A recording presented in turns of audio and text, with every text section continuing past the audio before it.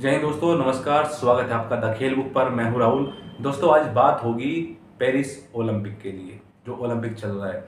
भारत को पहला मेडल मिल गया है ब्रॉन्ज के रूप में, और मनु भाकर ने दिलवाया। मनु भाकर वही है जिनसे 2021 में भी उम्मीद थी कि मनु भाकर जो है गोल्ड देगी, और उस समय वाकई वो उस फॉर्म में थी। उस समय उसमें टॉप शूटर थी उस समय की। और लेकिन किस्मत खराब थी मनु भाकर की, बेचारी की, कि उनकी पिस्टल खराब हो गई, वो शूटिंग नहीं कर पाई। लेकिन उन्होंने वो बदला आज कर लिया। आज गोल्ड का जो गोल्ड भी मिल सकता था, लेकिन जो मेडल है उसका रंग बदल सकता था, लेकिन देर आए दुरुस्त आए, ब्रॉन्ज मेडल भी बेस्ट है। और भारत की जो है वो पहली महिला शूटर बन गई है जिसने ओलंपिक के अंदर हमें एक मेडल दिलवाया है। और मुझे लगता है मनु भाकर आने वाले समय में अपने मेडल का रंग भी बदलेगी और गोल्ड भी जीतेगी, क्योंकि जितनी बड़ी वो प्लेयर है। अब उन्होंने अपने स्टेटमेंट क्या दिया, उन्होंने बोला कि उस समय 21 में वो कितनी दुखी थी। उन्होंने फिर गीता पढ़ी। गीता पढ़ने के बाद उन्हें विश्वास हुआ।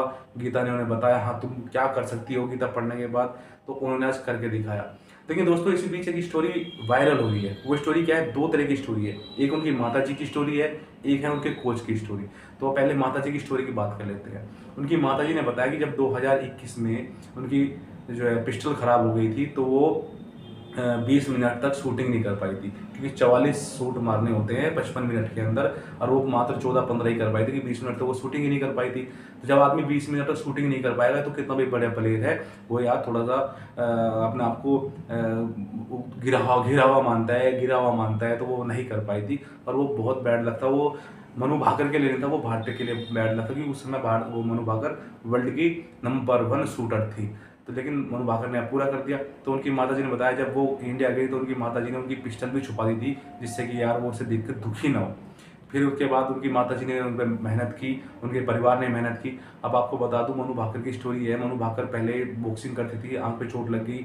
उसके बाद उन्होंने ताइक्वांडो भी करा, उसमें भी मजा नहीं आया। फिर उन्होंने शूटिंग करी। शूटिंग में जब उन्होंने मेडल जीता, तो उनकी माताजी ने अपनी टीचर की नौकरी छोड़ी और उन्हें दिल्ली लेकर आई, करनी सिंह जो है शूटिंग रेंज के अंदर, और वहाँ पर शूटिंग सिखाई। लाइसेंस मिलने में बड़ी दिक्कत हुई। उनके पिताजी ने बताया था कि लाइसेंस नहीं मिल पा रहा था, बड़ी समस्या हुई, लेकिन बाद में चलो लाइसेंस मिल गया। वो बात अब पुरानी हो गई, भूल जाते उस बात को। लेकिन मनु भाकर की माताजी का मनु भाकर के पीछे बहुत ही योगदान है। अब दूसरी बात दोस्तों इसमें आती है उनके कोच। उनके कोच थे राणा सर।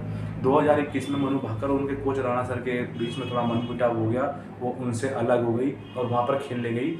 मनु भाकर वो परफॉर्मेंस नहीं कर पाई, शायद उनकी किस्मत में नहीं था, किस्मत खराब थी। लेकिन अब 2024 पेरिस ओलंपिक से पहले उनके जो कोच है राणा सर से, उनके पास में दोबारा गई। जो भी उनके बीच शॉर्ट आउट हुआ या माफ़ी मांगी उस पर वो हमें पता नहीं, लेकिन जो भी हुआ, राणा सर से दोबारा कोचिंग स्टार्ट की, और राणा सर का साथ मिलते ही मनु भाकर का ब्रॉन्ज पक्का हो गया। तो दोस्तों, ये तो मनु भाकर की स्टोरी थी। भारतीय मेंस मतलब भारतीय शूटिंग में ये मानिए आप 2012 के बाद ये जो है पहला शूटिंग में मेडल है, कि उससे पहले माना जाता था भारत शूटिंग में जरूर जीतेगा। 2008 शायद 4 में या वो राजवर्धन सिंह राठौर जीते थे। 2008 में जीते थे अभिनव बिंद्रा गोल्ड, और फिर अभिनव नारंग और विजय कुमार जीते थे। और जो आर्मी के विजय कुमार, आपको याद होगा, अभिनव नारंग ने जीता था मेडल। 2 मेडल आए थे 2012 में। उसके बाद शूटिंग में मेडल आने बंद हो गए। उसके बाद अब मिला है, और भारत की पहली महिला बनी है। तो मनु भाकर को बहुत बहुत बधाई। और मुझे लग रहा है तो भारत के पास और मेडल आएंगे। अभी आपके पास बैडमिंटन है, आपके पास आर्चरी है, आपके पास टेबल टेनिस है, मतलब आपके पास बहुत इवेंट पड़े हैं आपके पास। अभी तो हमारे नीरज चोपड़ा सर से तो बिल्कुल गोल्ड की उम्मीद रहेगी। अभी भारत के पास बहुत मेडल आने वाले हैं। और ये भी मनु भाकर ने भी बोला है कि अभी तो मेडल की शुरुआत हुई है, अभी देखिए मेडलों का रंग बदलेगा और मेडल आएंगे। तो मनु भाकर ने आज भारत का सीना चौड़ा कर दिया।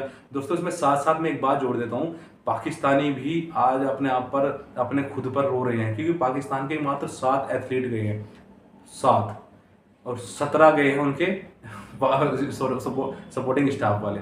तो भारत और पाकिस्तान का स्पोर्ट्स का डिफरेंट आप देख लीजिए। अब ये तनवीर अहमद, ये बासित अली, ये इंजिमा मुलक, ये क्रिकेट पे बोलते रहते हैं, आले बाले गाते रहते हैं। इन्हें अपने दूसरे इसमें स्पोर्ट्स के अंदर भी देखना चाहिए। और 40 साल से पाकिस्तान ने कोई मेडल नहीं जीता।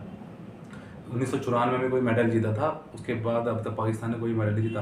और भारत लगातार एक पावरफुल देश ओलंपिक के अंदर बन के निकल रहा है, क्योंकि इसमें खेलो इंडिया का बहुत बड़ा कमाल है। हम मोदी जी को चाहे कितना भी क्रिटिसाइज कर ले, लेकिन खेलो इंडिया जो उनकी थॉट था, जो खेलो इंडिया उनका जो प्रोसेस था, शायद उसके द्वारा भारत के अंदर इतना ग्रोथ हो रहा है। और दूसरा, मोदी जी ने 900 करोड़ रुपए दिए थे खेलो इंडिया के लिए, 900 करोड़ रुपए।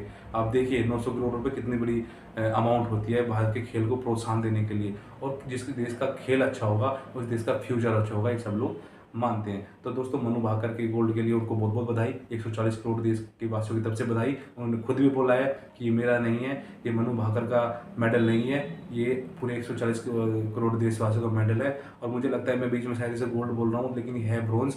तो तब तक उसके लिए माफ़ी दोस्तों, लेकिन गोल्ड भी आएगा। और मुझे लगता है आज भी बहुत इवेंट है और आज भी कोई हमारा मेडल आ सकता है, गोल्ड भी आ सकता है। तो दोस्तों इस वीडियो में इतना ही, तब तक के लिए जय हिंद, जय श्री राम, राम राम।